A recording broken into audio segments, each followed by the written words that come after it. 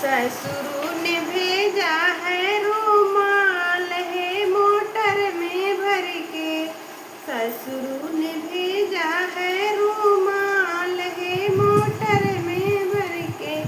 ससुई ने बोले बिरही बोल है कोठे पे चढ़ के। ससुई ने बोले बिरही बोल है कोठे पे चढ़ के। ससुर ने भेजा है रुमाल है मोटर में भर के। ससुई ने बोले बिरही बोल है कोठे पे चढ़ के। खाई जहर मारी जाई है कुइया में डूब के।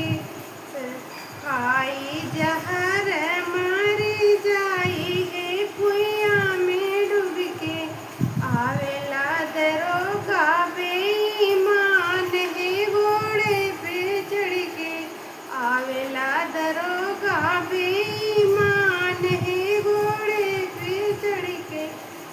जेठऊ ने भेजा है रुमाल है मोटर में भर के। जेठनी ने बोले बिरही बोल है कोठे पे चढ़ के। खाई जहर मारी जाए है कुइया में डूब के।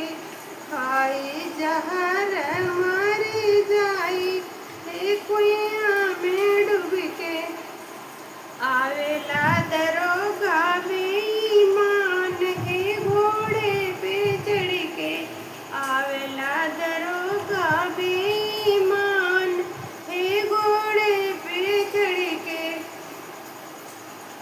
देवरू ने भेजा है रुमाल है मोटर में भर के। देवरू ने भेजा है रुमाल है मोटर में भर के। देवरनिया ने बोले बिरही बोल है कोठे पे चढ़ के।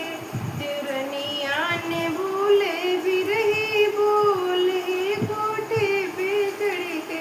खाई जहर मारी जाए है कुइया में डूब के। ननदी ने बोले बिरही बोल है कोठे पे चढ़ के। खाई जहर मारी जाए है कुइया में डूब के। आवेला दरोगा बेईमान हो है घोड़े पे चढ़ के। आवेला दरोगा बेईमान है घोड़े पे चढ़ के। हेलो दोस्तों, कैसा लगा कमेंट में ज़रूर बताना लोकगीत मेरा।